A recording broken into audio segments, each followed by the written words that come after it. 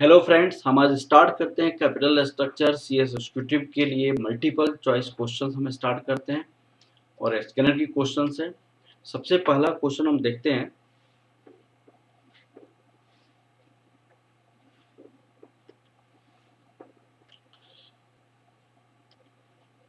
चलिए, सबसे पहला question, the optimal capital structure for the company is the one which offer the balance between the डेब्ट and equity range the minimum from the cost of capital minimum forms the cost of capital।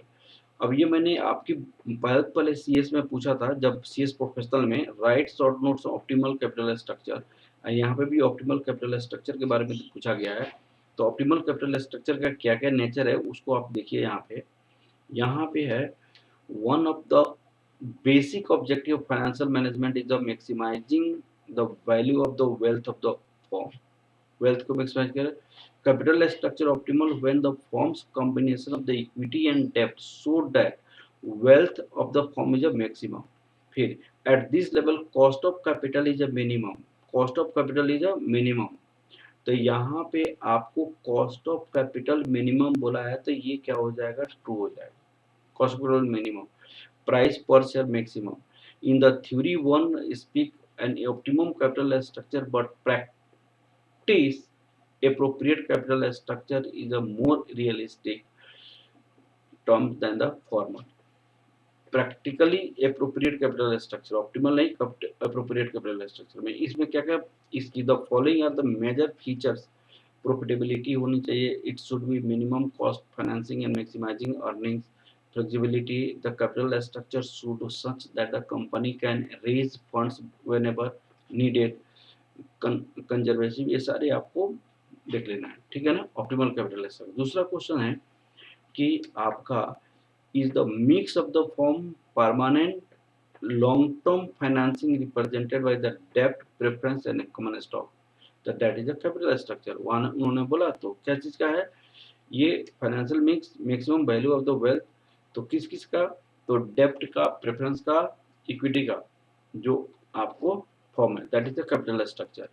अब देखिएगा, type of capital structure includes, तो कितने type का, describe the various kinds of capital structure. यहाँ पे CS में पूछा हुआ है, सीएस प्रोफेशनल में। सीएस प्रोफेशनल में पहले एफएम था, वहाँ पे पूछा हुआ है।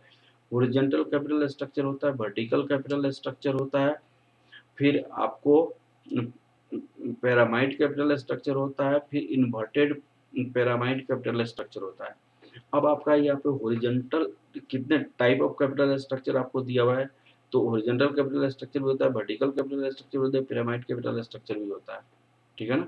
तो यहाँ पे डी पार्ट आपका आंसर हो जाएगा, ठीक है। और ये सब के बारे में आप थोड़ा स्टडी कर लेंगे। आप ये इसको आप पढ़ लेंगे। फिर आपको बोला, in the form of zero डेप्ट कंपोनेंट्स इन द स्ट्रक्चर। जब कैपिटल स्ट्रक्चर में जीरो डेप्ट हो तो किसको कहते हैं, हॉरिजॉन्टल कैपिटल स्ट्रक्चर का नेचर क्या होता है, horizontal. In horizontal capital structure the form has zero डेप्ट कंपोनेंट, तो यहाँ पे आंसर क्या हो जाएगा, हॉरिजॉन्टल। अब देखिए, in vertical capital structure the base of the capital structure form by A small amount of. अब वर्टिकल कैपिटल स्ट्रक्चर का देखिएगा, in the vertical capital the base structure of the formed by a small amount of equity shareholder, equity capital, तो यहाँ पे equity capital हो जाएगा, ठीक है। अब देखिए नेक्स्ट में बोला है, of has a large proportion of consisting of equity capital and a retained earning which have been plugged back into the firm over the considerably large period of time। तो this is the pyramid capital structure का nature है। Pyramid shaped capital structure is a large proportion of consist of equity capital and retain this is a pyramid capital structure, ठीक है ना। अब फिर देखिएगा, inverted pyramid capital structure का क्या नेचर होता है, उसमें यहाँ पे आएगा, in there is a small component of equity capital reasonable level of the return earning. तो यहाँ पे inverted pyramid shaped capital structure में such a capital structure small components of the capital structure reasonable level of the return earning this, तो this is the inverted capital structure. तो सारी capital structure के बारे में एक बार आप पढ़ लेंगे, उसके नेचर से भी बेस्ट क्वेश्चन पूछता है कैपिटल स्ट्रक्चर। अब देखिए यहाँ पे पूछा है, which of the following statement is correct, capital structure reflect the overall strategy of the firm, ये ठीक है।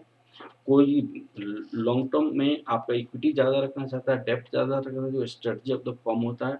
Capital structure indicate the risk profile x, ज़्यादा डेप्थ लीजिएगा ज़्यादा रिस्क होगा, कम डेप्थ लीजिएगा कम रिस्क होगा। Capital structure x the tax management, yes depth पे हमारी इंटरेस्ट पेमेंट करते हैं, इंटरेस्ट पे टैक्स की सेविंग होता है। ऑल ऑफ द अबव, यहाँ पे डी पार्ट आपका आंसर जाएगा, तीनों का तीनों कैपिटल स्ट्रक्चर का नेचर है, ठीक है। अब देखिएगा यहाँ पे relates to the long term capital, relate to the long term capital deployed for the creation of the long term assets. Capital structure relate to the long term capital deployment for creation, यहाँ पे capital structure capital employment. Long capital structure का मतलब long term होता है, डेप्ट preference और equity.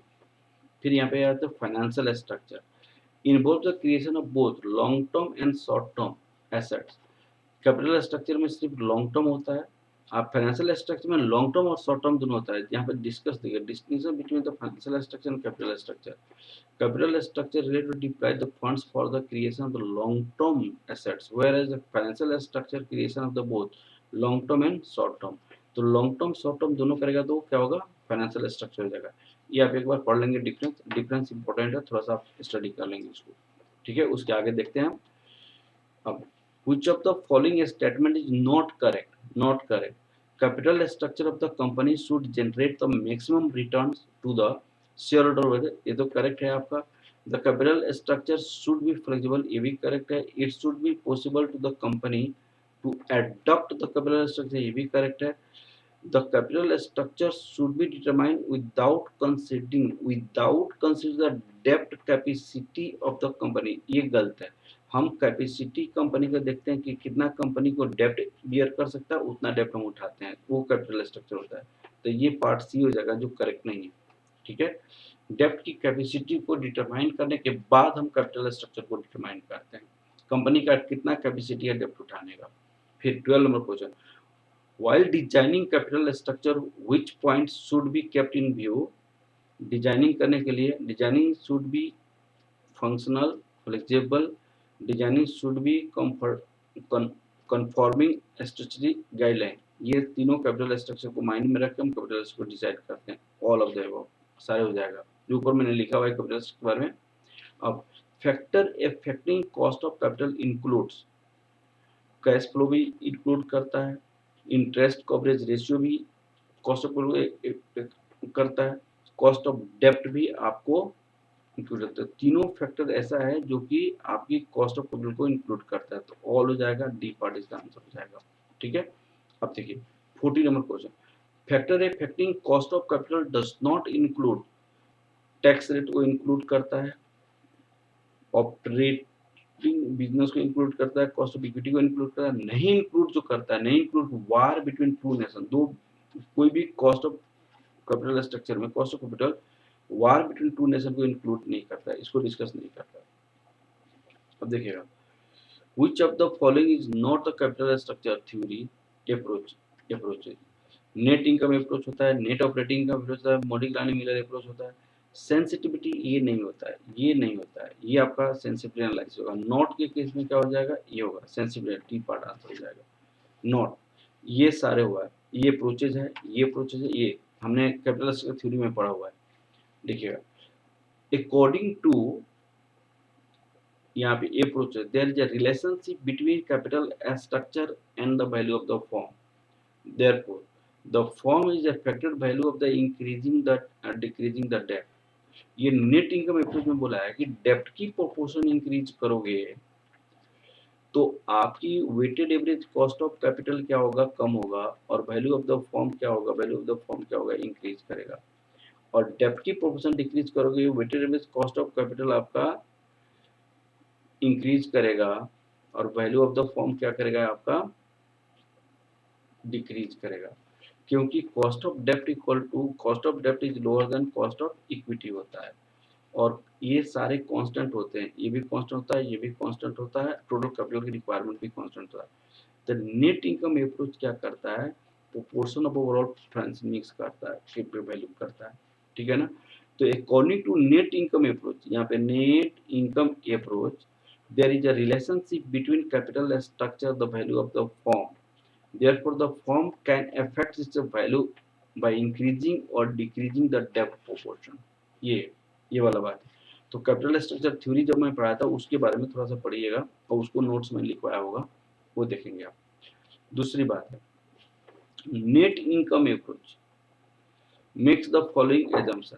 Net income approach में क्या assumption होता है, total capital requirement of the firm is constant, ये होता है। कॉस्ट ऑफ डेब्ट, cost of equity, net income approach ये भी आपका कांस्टेंट होता है। Both KD and KG remain the constant, ये सारे कांस्टेंट रहेंगे। डी पार्ट आपका आंसर हो जाएगा। नेट इनकम अप्रोच की एजम्पशंस है। अब देखिए net according to net operating income approach, operating income approach क्या करता है सुनिएगा। ऑपरेटिंग इनकम अप्रोच करता है कॉस्ट ऑफ डेब्ट होता है, यहाँ पे ये कॉस्ट ऑफ कैपिटल होता है टोटल। तो उन्होंने कहा डेब्ट की प्रोपोर्शन इंक्रीज करोगे तो इक्विटी की रिस्क आपका इंक्रीज करेगा, इक्विटी की रिस्क इंक्रीज करेगा और कॉस्ट ऑफ इक्विटी इंक्रीज करेगा। तो जैसे जैसे डेब्ट की प्रोपोर्शन इंक्रीज करोगे कॉस्ट ऑफ इक्विटी आपका इंक्रीज करेगा। तो net operating income approach make market value of the firm depends upon the net operating profit. उन्होंने कहा कि वैल्यू जो डिपेंड करता है इस पर डिपेंड करता है, क्योंकि वैल्यू ऑफ द फर्म क्या हो जाता है, EBIT upon cost of capital होता है। कॉस्ट ऑफ कैपिटल इसको के ओ से रिप्रेजेंट करते हैं।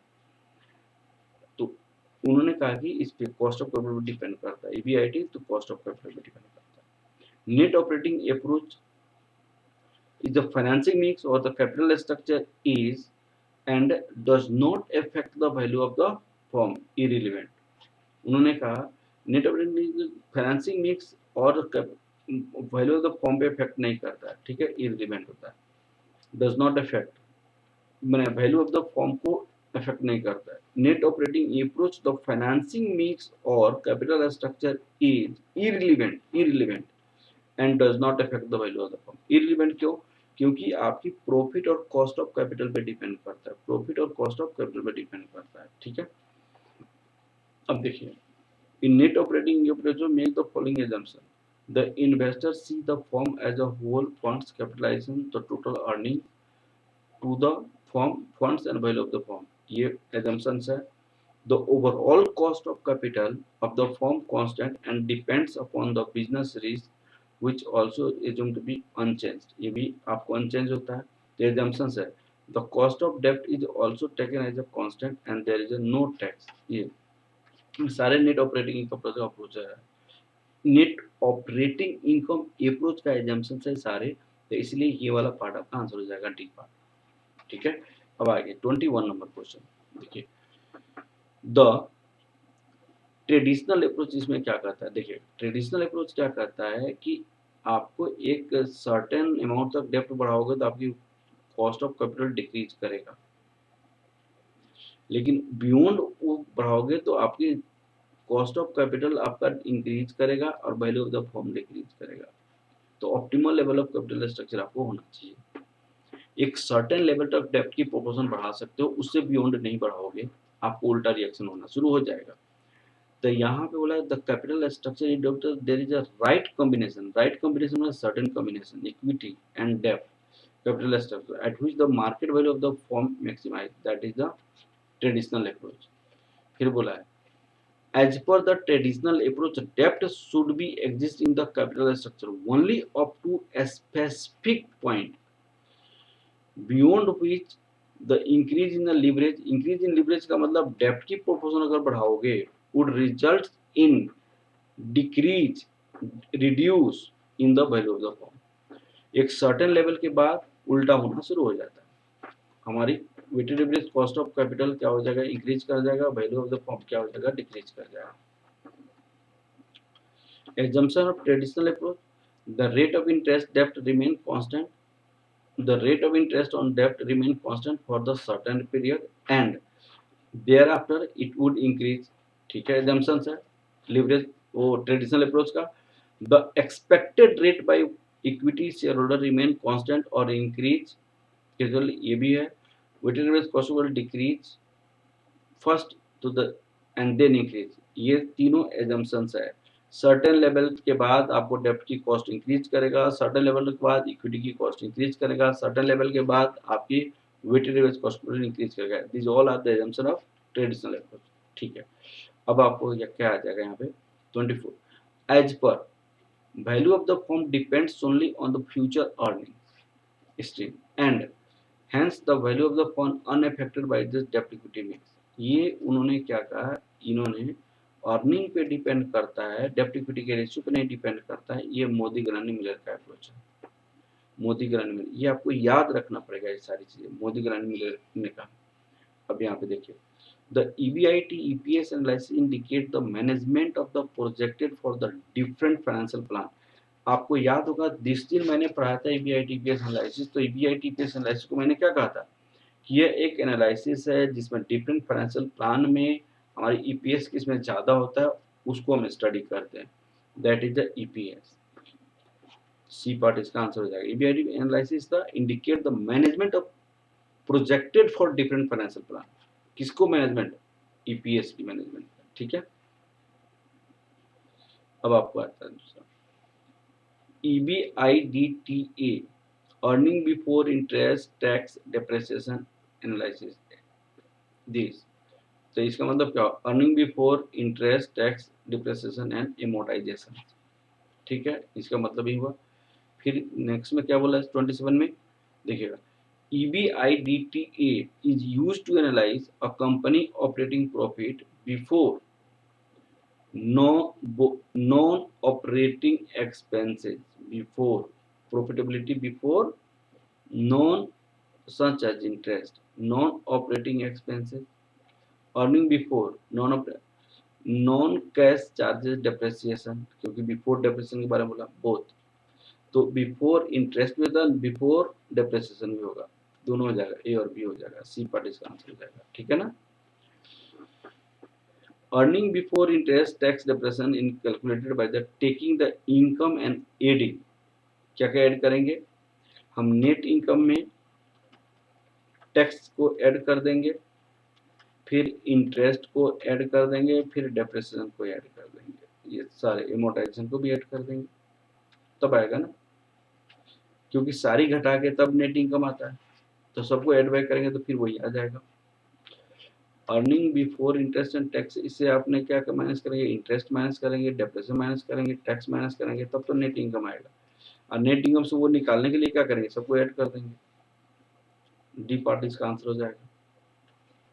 ठीक है, नेक्स्ट क्वेश्चन देखिए, earning before interest tax depreciation A cannot be used to compare companies against each other against industrial level। पूरा कंपनी ए और कंपनी बी में ये चीजें हम कंपेयर नहीं करेंगे, ये फॉल्स स्टेटमेंट, कंपेयर करते हैं। ठीक है, दोनों को कंपेयर करते हैं, वो कहता है कंपेयर नहीं करेंगे, कैन नॉट बोला है, कंपेयर नहीं करेंगे, नहीं कंपेयर करते हैं, तो इसलिए फॉल्स हो गया। टाइप ऑफ लिवरेजेस, तीन टाइप का लिवरेज होता है, operating leverage, financial leverage, combined leverage, all हो जाएगा, डी आंसर हो जाएगा इसका। ठीक है, अब देखिए next, operating leverage. Operating leverage किससे डिपेंड करता है, सेल्स और EBIT operating profit may be define the company ability to use fixed operating cost to the magnify the effect the change in a sales earning before interest and tax, this is operating profit। Sales और EBIT में effect करता है। Operating leverage का जब मैंने class लिया था उसके बारे में मैंने डिटेल में डिस्कस किया था। देखिए, financial leverage represent the relationship between company earning before interest and tax and operating profit or operating profit and the earning available to the equity shareholder। the degree of financial leverage का क्या formula होता है, EBIT divided by earning before tax, EBT earning before tax। तो tax share holder के लिए और operating profit के बीच का रिलेशन को क्या बताता है, डिग्री ऑफ फाइनेंशियल लिवरेज बताता है। अब देखिए, फाइनेंशियल लिवरेज में भी फेवरेबल और unfavourable depends upon the fix cost, fix cost per depend करता है। कैसे, तो तो जब आर हमारे पास ज़्यादा होता है कॉस्ट ऑफ कैपिटल से तो फेवरेबल होता है, और rate of return on investment कम होता है कॉस्ट ऑफ कैपिटल से अनफेवरेबल होता है फाइनेंशियल लीवरेज। अब देखिए 34, operating leverage depends upon fix cost and variable cost. ठीक है, क्योंकि डिग्री ऑफ ऑपरेटिंग प्रॉफिट क्या होता है, कंट्रीब्यूशन अपॉन ईबीआईटी, तो इसके बीच में क्या होता है, फिक्स कॉस्ट ही होता है। ठीक है, अब आगे देखते हैं 35 number question, financial leverage depends upon operating profit. Exactly, degree of financial leverage क्या होता है, ईबीआईटी, ये ईबीटी होता है, तो इसको कहते हैं ऑपरेटिंग प्रॉफिट, तो इस पे डिपेंड करता है। ठीक है, is the level of EBIT with the overall fixed financial cost is company financial break even point, cost of the company covers। तो ब्रेक इवन ईबीआईटी होता है, ब्रेक इवन होता है जिसपे फिक्स फाइनेंशियल चार्जेस रिकवर होता है, fix financial charges recover होता है, that is the break even EBIT, break even EBIT. ठीक है, अब आइए financial break even, financial BP is the level EPS EBIT, financial BP is a level at which EBIT, EPS is zero, BP EPS क्या होता है, zero होता है, EPS आपका जीरो होता है। ये मैंने कंसेप्ट समझाया था break even point. Indifference point में दोनों इक्वल होता है। Indifference point is the point which the difference rate of डेब्ट रेशियो परसेंटेज ऑफ डेब्ट to total capital implied in the company given in the same, EPS आपको same होता है indifference level पे। 30 expresses the relationship between the revenue in the account of sales and taxable profit। तो ये combine leverage बताता है। Combine leverage क्या बताता है कि सेल्स इंक्रीज करने से ईपीएस पे क्या फर्क पड़ेगा, टैक्सेबल प्रॉफिट पे क्या फर्क पड़ेगा। डिग्री ऑफ कंबाइन लिवरेज का फॉर्मूला क्या होता है, कंट्रीब्यूशन अपॉन ईबीटी भी हो जाता है। अब 40 नंबर क्वेश्चन देखिएगा, measure the sensitivity to the return on investment changes in the level of current assets, so this is the, ये नहीं होगा, ये नहीं होगा, ये नहीं होगा, क्योंकि ये सेल्स और ईबीआईटी की रिलेशन को बताता है, ईपीआईटी और ईपीएस की रिलेशन को बताता है, सेल्स और ईपीएस की रिलेशन को बताता है। तो measure the sensitivity of return on investment changes in the level of current assets, ये आपका वर्किंग कैपिटल बताता है, that is the D part. 31, the proportion of debt to equity, ये part in financial plan of the firm is called leverage। Leverage किसे कहा जाता है, डेप्ट और इक्विटी की जो फाइनेंशियली प्लान है उसको ही लीवरेज कहा जाता है। और डेप्ट हम कहेंगे लीवर्ड फॉर्म, डेप्ट जिसमें होता है उसको कहते हैं, जिस फॉर्म में होता है उसको कहते हैं लीवर्ड फॉर्म कहा जाता है। ठीक है ना, तो हमने 41 तक क्वेश्चन किया, 42 के बाद हम क्या करेंगे, नेक्स्ट क्लासेस में क्वेश्चन करेंगे। Okay, thank you class.